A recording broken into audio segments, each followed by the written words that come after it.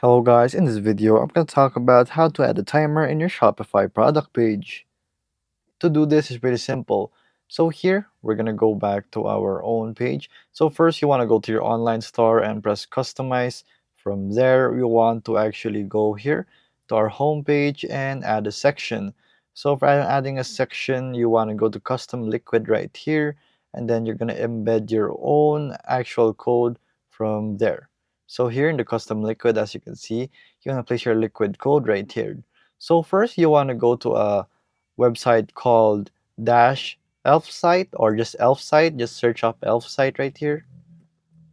So here, elf site, it's gonna give you a custom website widget. So from there, I already have made my account and I already have my account.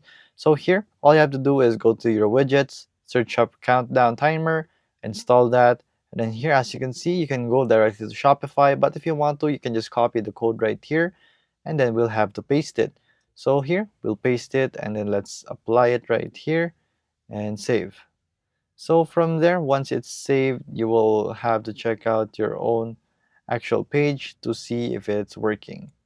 So when you go to your page and customize, you will see it right there. It's gonna pop up here in your custom liquid as it's supposed to be. So it's gonna look like this in your untitled countdown timer, and then there you go. You can just edit this. So I haven't edited mine yet, so you can do custom date, static top banner, floating top banner, bottom banner. You can do anything with this, even buttons and appearance if you want to edit it.